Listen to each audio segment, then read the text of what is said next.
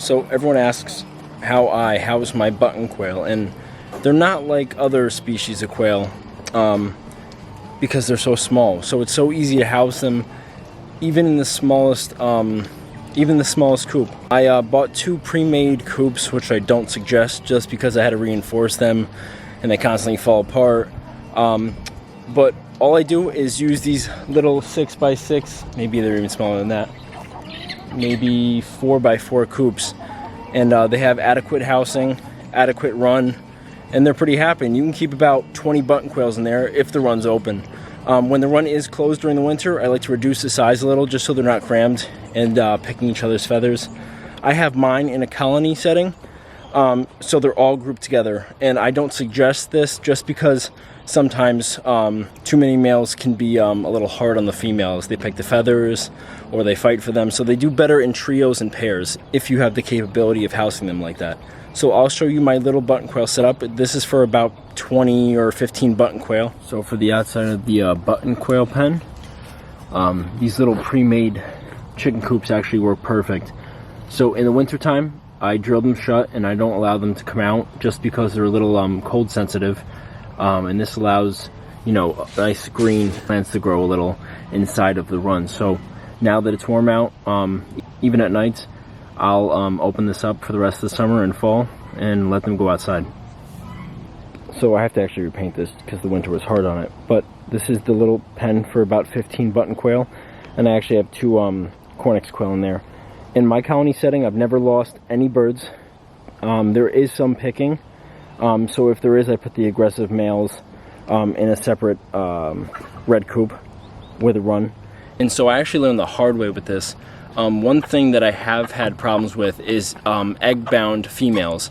And I wasn't introducing any oyster shells or any calcium to their diet. And so I had about 5 females die specifically from being egg-bound. And after doing a little autopsy and seeing what the matter was, it was clear that they just couldn't get the egg out just because it was so soft. And so I added oyster shells to their diet, and I've never had a problem since. So definitely have oyster shells inside of their pen, along with high protein feed, 22-23%. I use meat bird feed just because it's high in protein, but the only problem is that there's no calcium whatsoever. So definitely add that calcium in, and then you should have really healthy birds.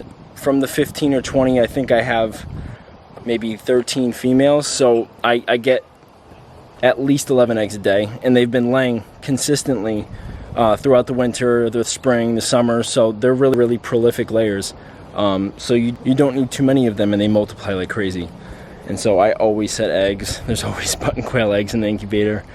But yeah, all you need is about a dozen or so to start off with, and you can just build your colony from there. And I think the best part about button quail, besides the bumblebee-sized babies, is that there's so many different color varieties. I started off with, I think, 3 or 4 colors, and by mixing them, you get such cool colored babies, and then they grow into even cooler colored adults. And I just think they're a little fun project. As for their purpose, have not found one. Yeah, I guess you can eat the eggs. I really just use them as pets. I don't eat the eggs. I've tried it before, but they're so teeny that you'd need 100 to make 1 omelet. So it's definitely not worth cracking and spending that amount of time on them. If you want meat and you want eggs, I would recommend Cornix. I have 2 in there just because I adopted 2 from some woman who was giving them away, and they actually get along surprisingly well with the button quail. They're a little bigger than them, so definitely don't mix them if you can. But mine have been faring well together. You can almost barely see them. They're camouflaged in this brush.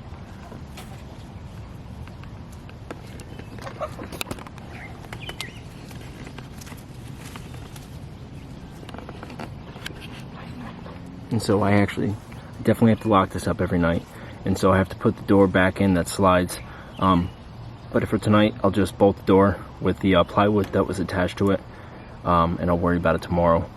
I just wanted them to get some bugs, some fresh air, just because they've been literally cooped up inside the coop for a while.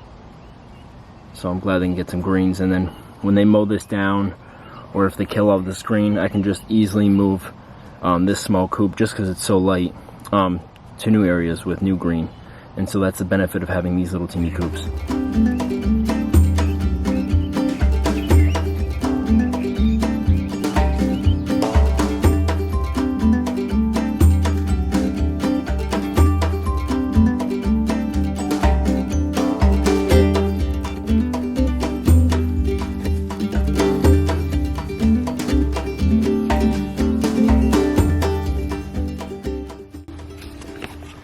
even the temperament of Cornix is significantly less skittish than that of Buttons.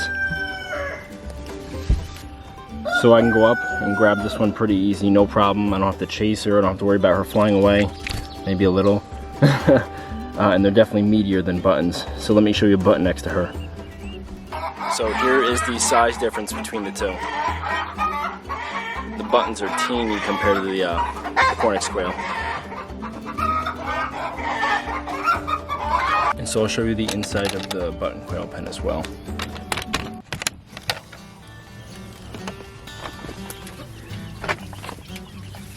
So what I like to do for the Buttons, and even the Cornix, I just like to add some branches in here once a week.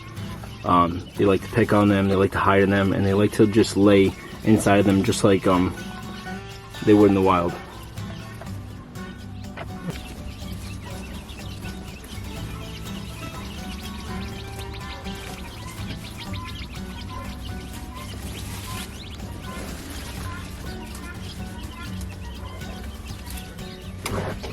And so you can see right in the branches that they like to lay all the eggs.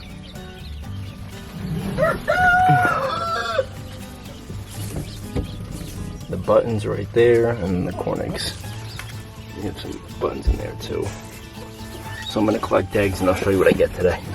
I haven't collected for a day and a half, but you can see the 4 Cornix eggs. And then all the little Buttons. And the Cornix are about maybe 2 times the size. So the Buttons are teeny eggs. And so a lot of people have been asking me what I'm going to put inside the emu pen and enclosure, since, you know, it's newly built. And I actually ordered birds, I should say traded. I gave someone 4 dozen mixed eggs, and they gave me these pair of birds, and they were supposed to be put in with the emus. It looks like they're gonna have the whole pen and run to themselves now until I add more birds in. But next video, it should be about June 11th, June 12th next week. I should be getting them in the mail. So definitely subscribe to see which new birds are coming to the farm. So I'll actually be putting the new addition in this run. And this is my olive egger run and my grow out run. And so I'm gonna put all of these birds inside the emu enclosure. And I can definitely fit way more birds in that thing than what's here. And he's just so loud. What's the matter? Usually they do that when they see a hawk or any bird flying in the air. But I'll be putting the new animal here, and I'll be putting all those over there. I'll also be planting some trees along here, some brush, just because these birds need to hide. And it's just a little blah in here, honestly. And so I'll be putting 2 big posts to support this wire, just because it's been droopy ever since I put it in. And I'll be putting big poles across this so that they can perch.